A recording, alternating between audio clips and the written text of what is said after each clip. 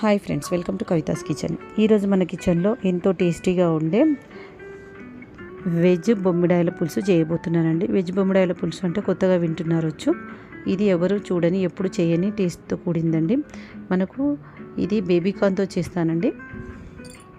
చాలామందికి బొమ్మిడాయల పులుసు అంటే చాలా ఇష్టం, కానీ ఆ స్మెల్ అనేది పడదు. మార్కెట్ నుంచి తెచ్చి వాటిని క్లీన్ చేయడం చాలా పెద్ద ప్రాసెస్ కాబట్టి చాలామంది ఇష్టం ఉన్న వాటిని చేయడం అంత ఇంట్రెస్ట్ చూపించరు. కాకపోతే మన ఛానల్లో అది ఎలా చేయాలో నేను వెజ్తోనే చూపిస్తున్నానండి. ఈక్వల్ టు నాన్ వెజ్ టేస్ట్లోనే ఉంటుంది. మీరు కూడా చూసి ఒకసారి ట్రై చేయండి. బొమ్మిడాయలు అంటే బొమ్మరి చేపలు అండి. చాలా మటుకు చాలామంది ఇది బొమ్మిడాయలు అంటారు, బొమ్మరి చేపలు అంటారు. వాటిని క్లీన్ చేసి చేయడం అంటే చాలామందికి చాలా రిస్క్ అనిపిస్తుంది. ఆ స్మెల్ కూడా కొందరికి పడదు. తినాలనిపించినా కూడా వాళ్ళు చేద్దాంలే అన్నట్టు ఊరుకుంటారు. అలాంటి వాళ్ళు ఇప్పుడు ఈజీగా చేసుకునే మెథడ్లో మీకు చూపించుస్తున్నాను. ఇది ఒక్కసారి చేశారంటే మళ్ళీ మళ్ళీ చేసుకొని తింటారు. చాలా అంటే చాలా బాగుంటుంది. ఇది వేడివేడి అన్నంలోకి చాలా రుచిగా ఉంటుంది. సో ఫ్రెండ్స్, కొత్తగా చూస్తున్న వారు మన ఛానల్ని సబ్స్క్రైబ్ చేసుకొని పక్కనే ఉన్న బెల్ ఐకాన్ని యాక్టివేట్ చేయండి. నేను చేసే ప్రతి వంట మిస్ అవ్వకుండా మీరు ముందుగా చూడొచ్చు. సో ఫ్రెండ్స్, ఇప్పుడు వంటలోకి వెళ్దాం. కావాల్సిన ఇంగ్రీడియంట్స్: ఇక్కడ బేబీకార్న్ నేను ఒక 200 గ్రాముల వరకు తీసుకున్నానండి. 6 నుంచి 7 వరకు వచ్చాయండి అవి. తర్వాత 1 టీ స్పూన్ వరకు జీలకర్ర, 2 టీ స్పూన్ల ధనియాలు, కొత్తిమీర, ఒక నిమ్మకాయ సైజ్ అంతా చింతపండు నానబెట్టుకున్నానండి. కొత్తిమీర, కరివేపాకు, 6 పచ్చిమిర్చి, పావు టీ స్పూను మెంతులు, ఒక వెల్లుల్లి, సన్నగా కట్ చేసి పెట్టుకున్న ఉల్లిపాయలు. ఇక్కడ నేను బేబీకార్న్ని వాటర్లో వేసుకొని ఒక 60% ఉడకబెట్టుకోవాలండి. 60% ఉడకబెట్టుకుంటే మనకు కర్రీ అనేది చాలా టేస్ట్గా ఉంటుంది. లేకుంటే ఇలాగే వేసుకుంటే కర్రీ అనేది టేస్ట్ అనిపించదు. ఇక్కడ నేను ఒక పావు టీ స్పూన్ వరకు పసుపు వేసుకున్నానండి. ఒక పావు టీ స్పూన్ సాల్ట్ని కూడా వేసుకోవాలి. వేసుకొని వీటిని 60% వరకు కుక్ చేసుకోవాలి. కలిపేసుకొని వీటిని స్టవ్ పైన పెట్టేసేసి మూత పెట్టి ఒక 60% వరకు వీటిని ఉడకనివ్వాలి. తర్వాత ఈ గ్యాప్లో మనం స్టవ్ పైన ఒక ప్యాన్ పెట్టుకొని అందులో మనకు ఈ కర్రీకి కావాల్సిన మసాలాను ప్రిపేర్ చేసుకోవాలి. దాని కొరకు 1 టీ స్పూన్ జీలకర్ర, 2 టీ స్పూన్ల ధనియాలు, పావు టీ స్పూన్ మెంతులు తీసుకోవాలండి. తీసుకొని వీటిని దూరగా ఫ్రై చేసుకోవాలి. ధనియాలు, జీలకర్ర, మెంతులను రంగు మారేంత వరకు ఫ్రై చేసుకోవాలండి. చేసుకున్నాక వీటిని రంగు మారుతుంటే మనకు ఒక స్మెల్ వస్తుంది, మంచి అరోమా వస్తుంది. అప్పుడు మనము స్టవ్ ఆఫ్ చేసుకొని వీటిని చల్లారనివ్వాలి. చల్లారిన తర్వాత వీటిని ఒక మిక్సర్ జార్లోకి వేసుకొని మెత్తపొడిలా చేసుకోవాలి. ఇందులోకి మనము పొట్టు తీయకుండా 7 నుంచి 8 వరకు వెల్లుల్లిపాయలను వేసుకొని పౌడర్లా చేసుకోవాలండి. ఇలా చేయడం వల్ల పౌడర్ అనేది మనకు టేస్ట్ చాలా ఎక్కువగా ఉంటుంది. దీన్ని మిక్సీ పట్టేసి పౌడర్లా చేసుకోవాలి. చూడండి, మనకు పౌడర్లా మెత్తపొడిలా అయ్యింది. తర్వాత ఇక్కడ మనం ఇందాక స్టవ్ పైన పెట్టుకున్న బేబీకార్న్ 60% కుక్ అయిందా లేదా మనం ఒకసారి చూసుకోవాలండి. ఒక పోర్క్ సాయంతోనైనా చాకు సాయంతోనైనా చూసుకోవాలి. గుచ్చితే మనకు 60% ఉడికిందా లేదా తెలిసిపోతుంది.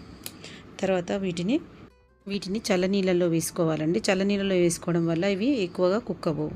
స్టవ్ పైన ఒక ప్యాన్ పెట్టాలి. ప్యాన్లో 3 టేబుల్ స్పూన్ల ఆయిల్ వేయాలి. ఈ పులుసు చేయడానికి వీలుగా ఉండేట్టు వెడల్పు ప్యాన్ తీసుకోవాలండి. ఎప్పుడైనా చేపల పులుసు చేసేటప్పుడు వెడల్పాటి ప్యాన్లోనే చేపల పులుసు చేయాలి. అప్పుడే ముక్క అనేది కలిపేటప్పుడు మనకు విరగదు.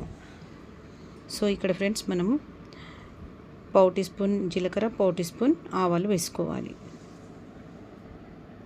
తర్వాత సన్నగా కట్ చేసి పెట్టుకున్న ఉల్లిపాయలను వేసుకోవాలి. వేసుకున్నాక వీటిని దోరగా ఫ్రై చేసుకోవాలి. లోకి 2 రెమ్మల కరివేపాకుని వేసుకోవాలి.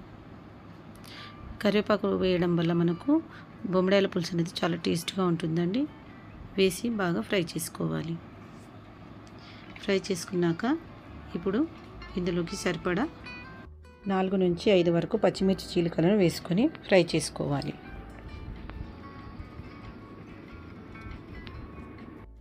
మనము ఇందాక మిక్సీ చేసి పెట్టుకున్న వెల్లుల్లి, జీలకర్ర, ధనియాల పేస్ట్ని ఇందులోకి వేసుకోవాలి. ఒకసారి మసాలా మొత్తం కలిసేటట్టుగా బాగా కలపాలి.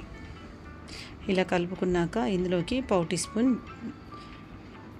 పసుపు, పావు టీ స్పూన్ గరం మసాలా పొడి వేసానండి. అది క్లిప్ మిస్ అయ్యింది. 2 టీ స్పూన్ల కారం వేసుకోవాలి. తర్వాత కారం వేసుకున్నాక ఒకసారి బాగా కలపాలి. ఇలా కలుపుకున్నాక ఇందులోకి సరిపడా ఉప్పును కూడా వేసి బాగా కలపాలి. ఇప్పుడు మూత పెట్టి ఒక 5 నిమిషాల పాటు మసాలా మొత్తం ఆయిల్లో ఉడికేటట్టు పెట్టాలి. తర్వాత మూత తీసి ఒకసారి కలుపుకొని ఇందులోకి మీడియం సైజు టమాటా ప్యూరీగా చేసుకొని ఇందులో వేసుకొని బాగా కలపాలి. ఇలా వేయడం వల్ల మనకు గ్రేవీ అనేది చాలా రుచిగా ఉంటుంది. టమాటా మిక్సీ పట్టిన జార్లోకి కొద్దిగా వాటర్ పోసుకొని ఇందులో యాడ్ చేసుకోవాలి. ఇప్పుడు మూత పెట్టేసి ఒక 5 నుంచి 6 నిమిషాల పాటు టమాటాను ఉడకనివ్వాలి. తర్వాత ఇప్పుడు మూత తీసి ఒకసారి బాగా కలపాలి. ఇందులోకి ఒక బౌల్ వరకు చింతపండు రసాన్ని యాడ్ చేసుకోవాలి. చేసుకున్నాక గ్రేవీని మొత్తం బాగా కలుపుకోవాలి.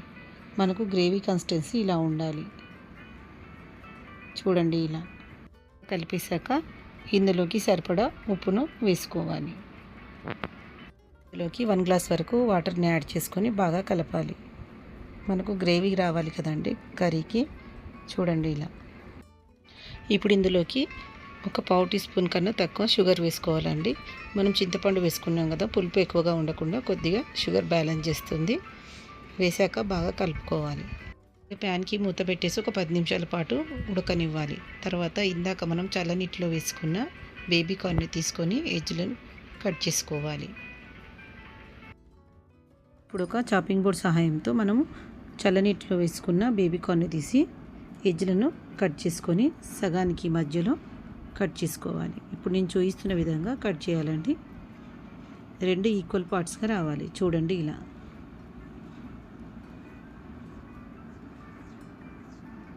తర్వాత నెక్స్ట్ వేరేది కూడా ఇలానే కట్ చేసుకోవాలి. ఇలాగే కట్ చేస్తూ పోవాలి. చూడండి ఇలా ఎడ్జ్లు కట్ చేసేసి మిడిల్లోకి కట్ చేస్తూ పోవాలి. ఇలా కట్ చేసినవన్నీ ఒక సైడ్లో పెట్టుకోవాలి.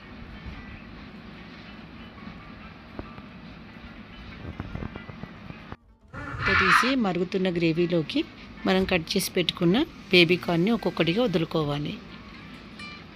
వదిలేసి ఒకసారి బాగా కలపాలి పులుసుని. ఇలా పులుసుని మొత్తం బాగా కలిపాక మనకు గ్రేవీ అనేది ఎలా ఉండాలో చూసుకోవాలి. పల్చగా కావాలంటే కొంచెం వాటర్ వేసుకోవాలి.